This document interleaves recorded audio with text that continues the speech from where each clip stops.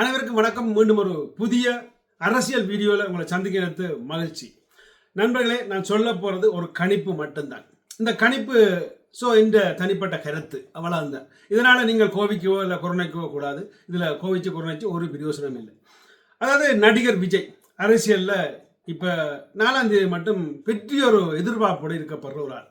அவர் தான் முதலமைச்சர் என்ற ஒரு எண்ணத்தோடு இருக்கிறார்.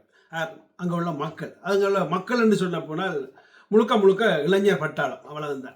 இந்த வீடியோவில் நாங்கள் பார்க்க போகிறது என்னென்றால், நடிகர் விஜய் வெற்றி பெற்றால் எப்படி இருக்கும், தோல்வி பெற்றால் எப்படி இருக்கும் தமிழ்நாடு என்ற பற்றி தான் பார்க்க போகிறோம்.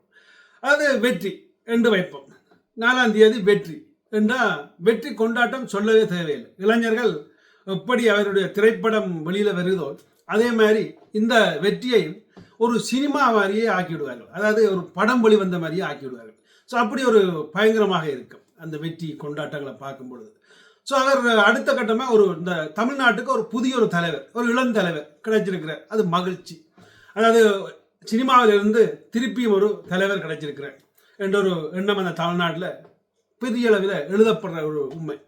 அடுத்த பார்த்தோம்னா, இவர் யாருக்கெல்லாம் பெரிய அளவில் இந்த அரசியலுக்கு உதவி செய்ய வாய்ப்புகள் வரும் என்று பார்த்தால், இவர் இந்த சினிமாவால் இவர் இந்த அரசியலுக்கே வந்தார். இவர் பப்ளிக்கானது இந்த சினிமா தான்.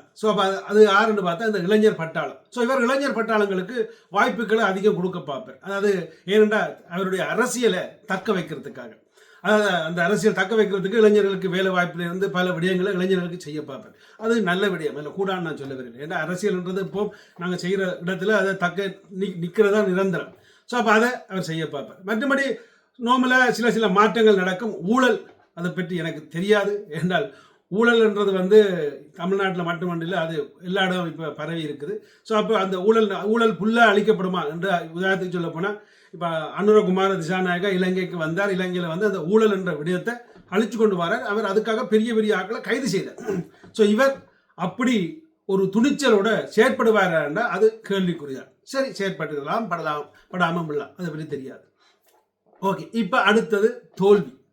விஜய் தோத்துட்டார், 4ஆம் தேதி தோத்துட்டார். இவர் அடுத்த அங்கே என்ன நடக்க போகுது தமிழ்நாட்டில், இவருடைய அந்த ரசிகர் பட்டாளங்கள், அதாவது முட்டாள்தனமான ரசிகர் பட்டாளங்கள். நான் தயவு செய்து திருப்பியும் சொல்கிறேன், முட்டாள்தனம் சொன்னோன்னே நான் மொத்த இந்தியரையும் சொல்லல, மொத்த தமிழ்நாட்டையும் சொல்லல.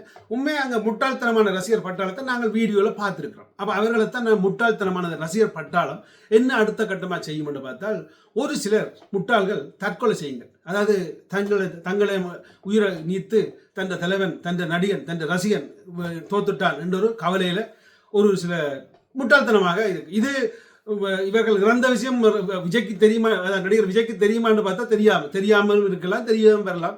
அது பொறுத்திருந்து தான் பார்க்கணும். அடுத்தது நடிகர் விஜய் என்ன செய்வார் என்று பார்த்தமா இருந்தால், நடிகர் விஜய் மெயினாக அடுத்த கட்டமாக அரசியலை ஸ்ட்ராங் பண்ண பார்ப்பேன். இனி எப்படியும் அவருக்கு ஒரு தெரியும், இவ்வளோ தூரம் வந்திருக்கேன், நீ அடுத்த கட்டம் இதுக்கு நான் வெல்லுவேன்.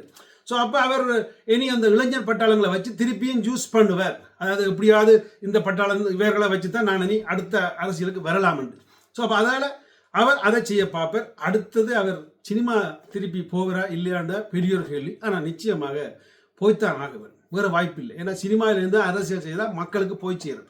அப்போ அதனால் நிச்சயமாக அடுத்த திரைப்படம் 100% ரிலீஸ், மாற்று கருத்து இல்லை. உங்களுக்கு அடுத்த திரைப்படமும் வருமன்றையில் மாற்று கருத்து இல்லை. இவர் தோத்தால் பாப்பம் எந்த பாதை போறார் என்றதை அதுக்கு பிறகு பொறுத்திருந்தான் பார்க்கணும் என்ன நடக்க போகுதுன்றதை. உங்களுக்கு இதை பற்றியான இன்னும் தெளிவான கருத்துக்கள் இருந்தால் எழுதுங்க. நிச்சயமாக உங்களோட நல்ல கருத்துக்கள் வரவேற்கத்தக்கது. என்ன குறைக்காம நீங்கள் சிந்திச்சு பார்க்கத்தான் இந்த வீடியோ. அடுத்தது நான் உங்களுக்கு ஒரு சின்ன ஒரு அட்வைஸாக சொல்கிறேன். அவர் தோத்தா என்ன வெண்டா என்ன, உங்களுக்கு என்ன பிரயோஜனம் பண்ணுறதை மட்டும் பாருங்க. ஏன்னா நாடு நல்லா வரணும்டா நல்ல தலைவர்கள் வேணும் தான், இல்லையாண்டு இல்லை. ஆனால் அதுக்காக அவர் தோத்துட்டாருன்றதுக்காக உங்களோட குடும்பத்தை நீங்கள் நாசமாகக்கூடாது, உங்களோட உயிரை நீங்கள் நாசமாகக்கூடாது. ஏன்னா நான் எனக்காகத்தான் வாழணும். வேணுமெண்டா அவருக்கு ரசிகனாக இருக்கிறேன், ஆனால் வாழ்க்கை எனக்கு. அதை புரிந்து கொள்ளுங்க. நன்றி.